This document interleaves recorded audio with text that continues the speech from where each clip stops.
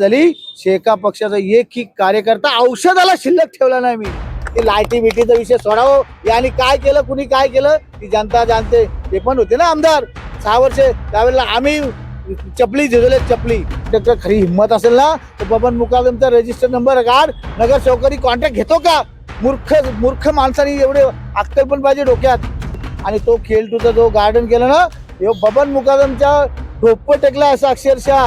मंजुरी द्या, बरेच शेटकून काय पण करा, हे करा ते करा. माहिती आहे प्रत्येक गोष्टीत वसुली करा, इथं वसुली करा तिथं वसुली करा, इथं पैसे द्या तिथं पैसे द्या. आणि त्याला त्यावेळेला मी सांगत होतो, बाबा या खोट्या वल्गना करू नकोस, का फी माफ करू, डोनेशन माफ करू, हे खोटे बोलणार जनता सुज्ञ. 100% हा विजयाची नांदी आहे. कुणी किती जोर लावायचं लावू दे, जनता माझी सुज्ञ. 100% विजय हा 16 तारखेला आपलाच आहे. तिथे कोण पैसा वसुलाचा आणि अशा कामात घालायचा. गेली 8 वर्षात मी 276 प्रश्न उचलले, 576 उचलले. अरे बाबा त्या प्रश्नाचा केला काय? जो उभा राहिला तो एका नेत्याच्या घरी चहाच्या कपशा उचलाला असतो. कसं बघताय?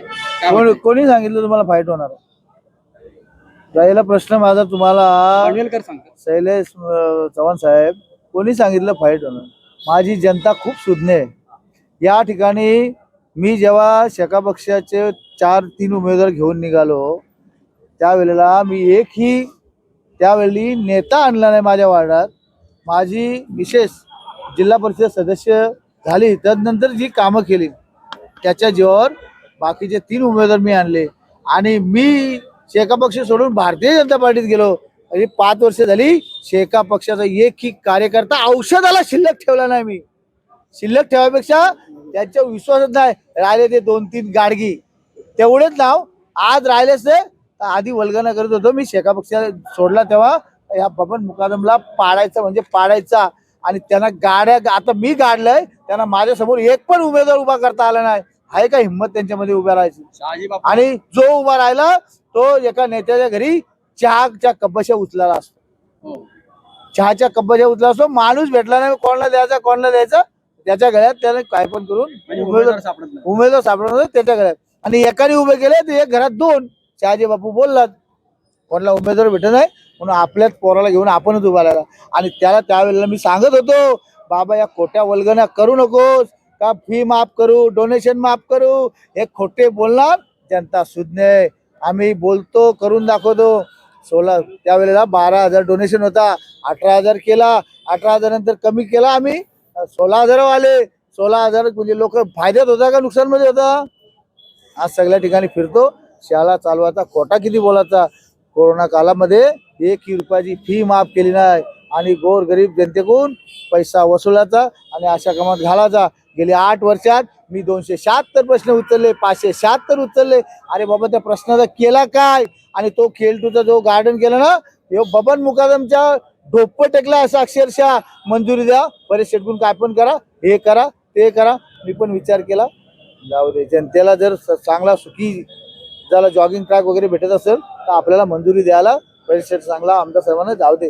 कुठना आणि मोठ्या वल्गना करतो, मी आणला तू आणला. आणि काय बोलतो ते कॉन्ट्रॅक्टर जिथं जाईल तिथं. अरे कॉन्ट्रॅक्टर खरी हिंमत असेल ना तर बबन मुकादमचा रजिस्टर नंबर काढ. नगरसेवकांनी कॉन्ट्रॅक्ट घेतो का? मूर्ख माणसाने एवढे अक्कल पण पाहिजे डोक्यात. कोणाला काय बोलायचं आणि कोणाला काय ठेवायचा, एवढ्या अकला. आम्ही जनतेची सेवक आहोत, जनतेची सेवा करतो रात्रंदिवस. प्रिया मुकादम आणि मी शपथ घेतलेली आहे या ठिकाणी. रामदास शेवाले साहेब थोड्या मतांनी पडले होते, बबन बारगेच्या बायकोला थोड्या मतांनी त्यावेळेला आम्ही हरवली होती. पण आता हे 4ही उमेदवार निवडून द्यायचं. आमदार प्रशांत ठाकूर साहेबांनी जबाबदारी दिली. प्रिया मुकादम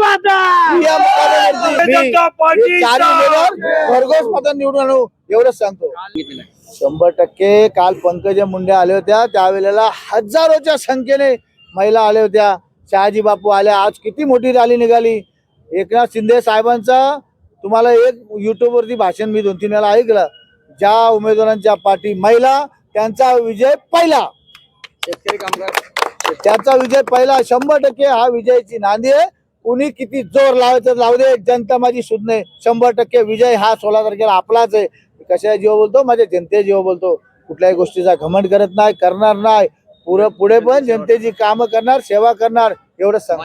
आम्ही अंधारात का घेतली? कारण जनता किती येते. ज्या वेळेला जनतेने माझ्या पब्लिकनी मोबाईलच्या टॉर्च ज्या चालू केल्या त्या टॉर्च वरती किती किती लोक आहेत ती बघायची होती. ती लाईटी बिटीचा विषय सोडावं. यांनी काय केलं कुणी काय केलं ती जनता जाणते. ते पण होते ना आमदार 6 वर्षे, त्यावेळेला आम्ही चपली झिजवले चपली.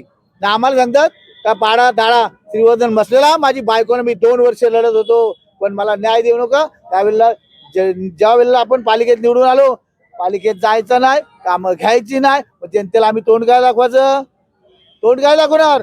म्हणून निर्णय घेतला 2 वर्षानंतर भारतीय जनता पार्टीमध्ये प्रवेश केला. सोन्यासारखे आमदार प्रशांतदादा ठाकूर परेशदादा असतील काम आणि विकास याच गोष्टी आम्ही कर्जानी गाड्या घेतल्या का यांचे डोळे फुटायचे. आम्ही हप्ते भेटतो ना, हप्ते कोण भेटतो गाड्यांचे काय कर्ज नसतं काय. तरी पण आपल्या जुन्या नेत्याने सांगायचं ह्यो लय पुढे चाललाय तो लय पुढे चाललाय.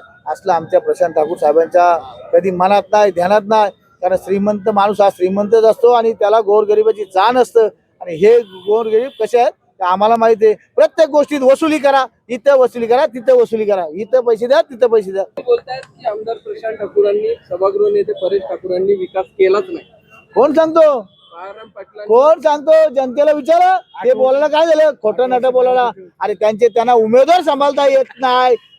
ज्याला उमेदवारी दिले ते त्याला सांभाळता येत नाही. माणसं भेटत नाही मग सांगतात पैशाचा घोडा बाजार केला याचा घोडा बाजार. तुमच्याकडे पैसे नाही का आम्हाला घ्या ना विकत आमच्या लोकांना. आम्ही निष्ठावंत आहोत ना. आम्हाला बोलायला लय आम्ही तारतम्य बाळगतो. बोलाची भाषा लय बोला वेळ येईल तेव्हा बोलू.